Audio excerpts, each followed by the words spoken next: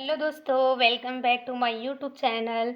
तो हमारे इस यूट्यूब चैनल पर एमएससी केमिस्ट्री के नोट्स प्रोवाइड कराया जाता है। यह वीडियो उन स्टूडेंट के लिए बेनिफिट्स रहेंगे जो स्टूडेंट हिंदी मीडियम के होते हैं, उन्हें कंटेंट ढूंढने में या फिर इंग्लिश में पढ़ने में दिक्कत होता है, डिफ़िकल्ट होता है। तो उन्हीं स्टूडेंट के लिए यह वीडियो है। तो चलिए शुरू करते हैं इस वीडियो को। तो आज का हमारा टॉपिक रहने वाला है AC1, जिसे हम यूनिमॉलिक्यूलर इलेक्ट्रोफिलिक सबस्टिट्यूशन रिएक्शन भी कहते हैं। कल हमने डिस्कस किया था कि एलिफेटिक इलेक्ट्रोफिलिक सबस्टिट्यूशन रिएक्शन क्या होता है। तो सबसे पहले हमने देखा था कि सबस्टिट्यूशन रिएक्शन क्या होता है, फिर इलेक्ट्रोफाइल क्या होता है, फिर एलिफेटिक क्या होता है।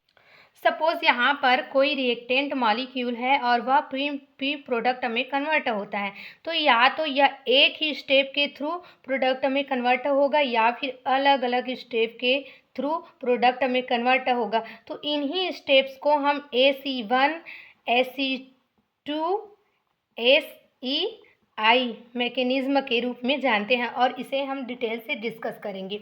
तो एलिफेटिक इलेक्ट्रोफिलिक सबस्टिट्यूशन क्या होता है?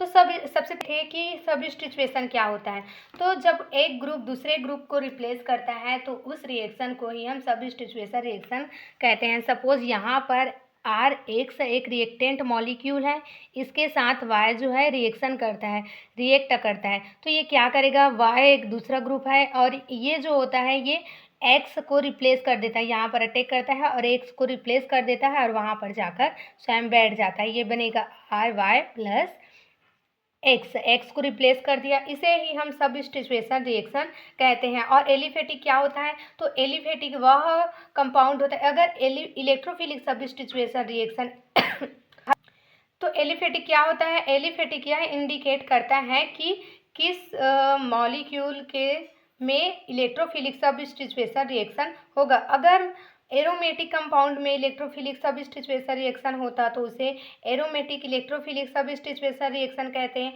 और अगर एलिफेटिक कंपाउंड में इलेक्ट्रोफिलिक सबस्टिट्यूशन रिएक्शन होगा तो उसे एलिफेटिक इलेक्ट्रोफिलिक सबस्टिट्यूशन रिएक्शन कहेंगे। ठीक। और इलेक्ट्रोफाइल क्या होता है? तो इलेक्ट्रोफिलिक वह इसे हम E+ से रिप्रेजेंट, इसके पास है इलेक्ट्रॉन की डिफिशिएंसी होती है, यानी कि इलेक्ट्रॉन की कमी होती है, इसीलिए यह अपनी इलेक्ट्रॉन को पूर्ण करने के लिए दूसरे मॉलिक्यूल के जिसके पास इलेक्ट्रॉन ज़्यादा होता है, यानी कि इलेक्ट्रॉन रिच कंपाउंड होता है, उसके साथ जाकर ये रिएक्ट करता है। तो कल हमने इतना पढ़े थे। आज पढ़ेंगे कि AC1 unimolecular electrophilic substitution reaction क्या होता है। तो AC1 का क्या अर्थ होता है? तो देखो, S मतलब सबस्टिट्यूशन, E मतलब इलेक्ट्रोफिलिक और 1 मतलब होता है यूनिमॉलिक्यूलर। ठीक। तो चलिए इसका डेफिनेशन देखते हैं। यूनिमॉलिक्यूलर इलेक्ट्रोफिलिक सबस्टिट्यूशन यानी कि SE1 रिएक्शन को ओनली उस केमिकल चेंज के रूप में डिफाइनेड किया जा सकता है जिसमें एक स्ट्रॉन्ग इलेक्ट्रोफिलिक एक वीक इलेक्ट्रोफाइल को कार्बाइन आयन के फॉर्मेशन के थ्रू एलिफेटिक सबस्ट्रेट में रिप्लेस करता है। इंटरमीडिएट की नेचर को छोड़कर यह मैकेनिज्म SN1 पैथवे के काफ़ी अनुरूप होता है, यानी कि यह जो SE1 मैकेनिज्म जो होता है वह SN1 मैकेनिज्म के सिमिलर होता है। तो यहाँ पर दिया गया SN1, तो SN1 क्या होता है? SN1 यानी कि जब रिएक्शन यानी कि सबस्टिट्यूशन रिएक्शन न्यूक्लियोफाइल के थ्रू होता है तो उसे न्यूक्लियोफिलिक सबस्टिट्यूशन रिएक्शन कहेंगे। ठीक। और अगर AC1 का अर्थ होगी अगर रिएक्शन यानी कि सबस्टिट्यूशन रिएक्शन इलेक्ट्रोफाइल के थ्रू होगी तो उसे SE1 रिएक्शन कहेंगे। तो चलिए आगे देखते हैं। AC1 मैकेनिज्म में एक स्ट्रॉन्ग न्यूक्लियोफाइल एक कार्बोकेटायन इंटरमीडिएट के फॉर्मेशन के माध्यम से एक वीकर न्यूक्लियोफाइल को रिप्लेस करता है, यानी कि SN1 मैकेनिज्म में क्या होगा, एक न्यूक्लियोफाइल जो होता है वह कार्बोकेटायन का कार्बन केटायन का फॉर्मेशन करता है, और इलेक्ट्रोफाइल क्या होता है? इलेक्ट्रोफाइल जो होता है कार्बन आयन का फॉर्मेशन करता है। ठीक। हालांकि AC1 पैथवे में अटैकिंग इलेक्ट्रोफाइल अटैक से पहले इलेक्ट्रोफ्यूज के डिसोसिएशन के बाद बनने वाला इंटरमीडिएट एक कार्बन आयन होती है। रिएक्शन इसका दिया गया है यहाँ पर, the general reaction showing this types of electrophile attack with its corresponding product is Sovan below. तो चलिए AC1 मैकेनिज्म का एक एग्जाम्पल देखते हैं। यहाँ पर एग्जाम्पल दिया गया, देखो कार्बन जो है R1, R2, R3 ग्रुप से अटैच्ड है और यहाँ पर एक लिविंग ग्रुप है। तो रिएक्शन में सबसे पहले क्या होता है, लिविंग ग्रुप निकल जाता है और लिविंग ग्रुप जैसे ही निकलता है तो यहाँ पर कार्बन पर एक एन आयन का एन आयन जनरेट हो जाता है। उसके बाद ये इलेक्ट्रोफाइल अटैक करता है इस कार्बन पर और फिर इस प्रकार से कॉन्फ़िगरेशन तैयार होता है। यहाँ पर देख लीजिए, यहाँ पर अगर इलेक्ट्रोफाइल इस साइड से अटैक करेगा तो इस प्रकार से कॉन्फ़िगरेशन बनेंगे, रिटेंशन ऑफ कॉन्फ़िगरेशन, यानी कि जैसे यहाँ पर मॉलिक्यूल दिया गया है सेम वैसे ही बनेंगे। और अगर इलेक्ट्रोफाइल इस साइड से बैक साइड से अटैक करेंगे तो इस प्रकार से कॉन्फ़िगरेशन बनेंगे। इसे इन्वर्शन ऑफ कॉन्फ़िगरेशन कहते हैं, इन्वर्शन कॉन्फ़िगरेशन। ठीक, यहाँ पर इसके मैकेनिज्म इन्वॉल्वेड, मतलब मैकेनिज्म इसके दिए गए हैं। AC1 रिएक्शन के लिए प्रपोज्ड मैकेनिज्म 2 स्टेप में कंप्लीट होता है, यानी कि यहाँ पर AC1 मैकेनिज्म 2 स्टेप में कंप्लीट होंगे। पहला है हेटेरोलाइसिस इन सबस्ट्रेट, दूसरा है इलेक्ट्रोफिलिक्स अटैक। तो सबसे पहले जानेंगे हेटेरोलाइसिस क्या होता है। हेटेरोलाइसिस मतलब होता है अनइक्विवेलेंट क्लीवेज होना। सपोज दो तरह की क्लीवेज होता है, एक होमोलाइसिस, एक होता है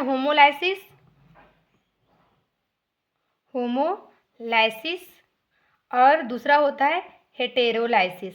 हेटेरोलाइसिस तो होमोलाइसिस में क्या होता है, जब कोई भी मॉलिक्यूल क्लीवेज होता है तो ये इक्विवेलेंट में क्लीवेज होगा और ये अनइक्विवेलेंट में क्लीवेज होगा। ठीक, सपोज यहाँ पर कोई एक्स और वाई मॉलिक्यूल जो होता है वह कोवेलेंट बॉन्ड से बंधे हुए हैं। ठीक, यानी कि ये इसका इलेक्ट्रॉन है और ये इसका इलेक्ट्रॉन है। तो ये क्या करेंगे, जब क्लीवेज होंगे तो ये क्या करेंगे, इसका अर्थ क्या होता है, ये जो कोवेलेंट के इलेक्ट्रॉन जो होते हैं ये एक्स क्या करता है, अपने इलेक्ट्रॉन को अपने पास रख लेता है और वाई ग्रुप जो होता है अपने इलेक्ट्रॉन को अपने पास रख लेता है। इस प्रकार रेडिकल का फॉर्म होता है। ठीक, तो इसे ही होमोलाइसिस क्लीवेज कहेंगे। और हेटेरोलाइसिस क्लीवेज में क्या होता है, ये अनइक्विवेलेंट क्लीवेज होता है। सपोज यहाँ पर एक्स और वाई जो होता है वह कोवेलेंट बॉन्ड से बंधे हुए हैं और जब इसमें हेटेरोलाइसिस क्लीवेज करेंगे तो क्या होगा, ये एक्स ग्रुप जो होता है ये दोनों इलेक्ट्रॉन को या तो ये रख लेंगे या ये रख लेंगे। ठीक, तो यहाँ पर क्या बनेगा, अगर ये रख लेंगे, सपोज इसने दोनों इलेक्ट्रॉन को रख लिया तो ये क्या बनेंगे माइनस, इस पर माइनस चार्ज जनरेट हो जाएंगे। और वाई क्या करेंगे, वाई ने तो अपना इलेक्ट्रॉन इसे दे दिया तो ये इसके पास इलेक्ट्रॉन की कमी हो गई, इलेक्ट्रॉन डिफिशिएंसी हो गई, तो इसे हम y प्लस से रिप्रेजेंट करेंगे, यानी कि ये y प्लस, इसमें प्लस जनरेट हो गया। तो यहाँ पर क्या होता है, हेटेरोलाइसिस क्लीवेज होता है, यानी कि अनइक्विवेलेंट क्लीवेज होता है। तो हेटेरोलाइसिस इन सबस्ट्रेट में फर्स्ट स्टेप में क्या होगा, हेटेरोलाइसिस क्लीवेज होती है जिसके कारण कार्बन आयन बनता है। यह सबसे स्लो स्टेप होता है, इसीलिए यह रेट डिटरमाइन स्टेप होता है जो कार्बन आयन को जन्म देता है।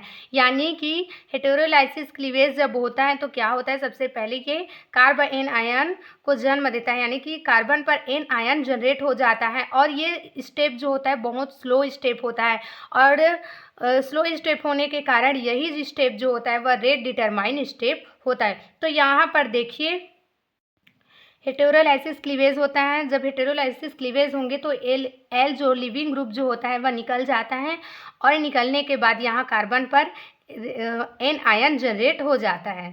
ठीक, और ये स्टेप स्लो है। अब दूसरा देखते हैं इलेक्ट्रोफिलिक अटैक। अब क्या होगा, कार्बन आयन तो जनरेट हो गया, अब कार्बन जहाँ पर कार्बन आयन जनरेट हुआ है वहीं पर इलेक्ट्रोफाइल जो होता है वह अटैक करता है। तो यह स्टेप फास्ट स्टेप होती है और पहले स्टेप में उत्पादित कार्बन आयन के साथ अटैक कर इलेक्ट्रोफिल का संयोजन इन्वॉल्व होती है। यानी कि यहाँ पर देखो इलेक्ट्रोफाइल का अटैक होता है, यह जो रिएक्शन होता है वह बहुत ज़्यादा फास्ट होता है। अब क्या होगा, देखिए इलेक्ट्रोफाइल जब अटैक करता है, ये कार्बन आयन बन गया तो इधर से जब अटैक करेंगे तो इस प्रकार का ओरिएंटेशन बनेंगे, यानी कि ई जो है ई जो है इस साइड से अटैक कर रहा है, और अगर इस प्रकार का ओरिएंटेशन बन रहा है यानी कि इलेक्ट्रोफाइल जो होता है वो बैक साइड से अटैक कर रहा है। इसका common reaction involving AC1 mechanism, इसका कॉमन रिएक्शन इन्वॉल्व किया गया है डीकार्बोक्सिलेशन ऑफ एलिफेटिक एसिड, यानी कि एसिड का एलिफेटिक एसिड का डीकार्बोक्सिलेशन होगा। तो कुछ फंक्शनल ग्रुप्स के साथ एलिफेटिक एसिड जैसे कि डबल या ट्रिपल बॉन्ड या बीटा पोजीशन पर फेशियल डीकार्बोक्सिलेशन से अंडरगोज होता है। रिएक्शन एक कार्बन एन आयन इंटरमीडिएट की भागीदारी के माध्यम से आगे बढ़ती हैं, जो बाद में सॉल्वेंट या अन्य स्रोत से एक प्रोटॉन प्राप्त करती हैं। ऐसी रिएक्शन के लिए कार्बन डाइऑक्साइड का लॉस रेट लिमिटिंग स्टेप हैं। इस प्रकार निम्नलिखित रिएक्शन के लिए रेट लॉ दिया गया है। यहाँ पर देखिए रेट लॉ के और जेड, फिर CH2 C डबल बॉन्ड, ये माइनस यानी कि कार्बन एन आयन। ठीक, तो यहाँ पर देखिए रिएक्शन दिया गया है, ये यहाँ का इलेक्ट्रॉन क्या होता है यहाँ जाता है, और ये जो माइनस चार्ज होता है वो यहाँ जाता है। ठीक, तो इस प्रकार से रिएक्शन कंप्लीट होता है। जेड का अर्थ होता है COOH ग्रुप्स या COR ग्रुप्स या CN ग्रुप्स या CH3 ग्रुप्स, इसमें से कोई भी ग्रुप्स हो सकता है। कीटोन्स का हैलोजिनेशन, एल्डिहाइड कीटोन्स का एसिड या बेस उत्प्रेरक हैलोजिनेशन AC1 सिस्टम का एक क्लासिकल एग्जाम्पल यहाँ पर दिया गया है। तो देखिए हमने कल बताए थे कि हेलोजिनेशन मतलब क्या होता है।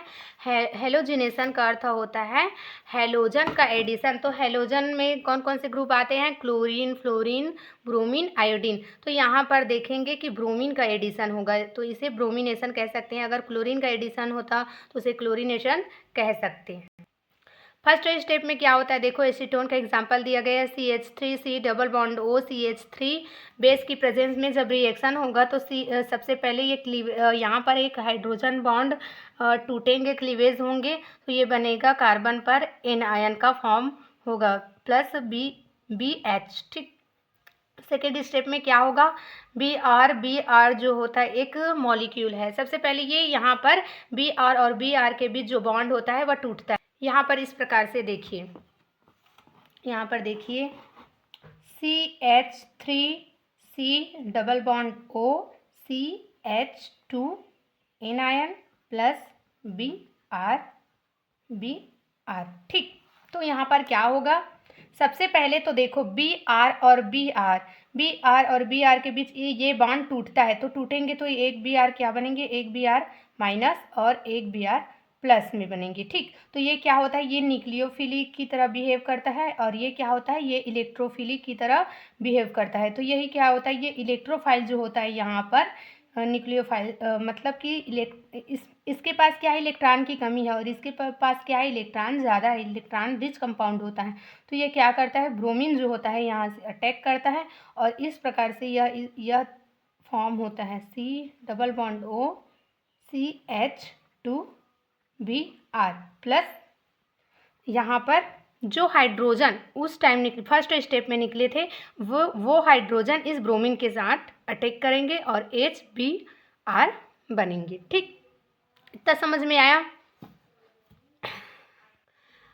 मिलते हैं नेक्स्ट वीडियो में। थैंक यू मेरे इस वीडियो को देखने के लिए। और कल हम डिस्कस करेंगे AC2 by molecular electrophilic substitution reaction. तब तक के लिए बाय बाय।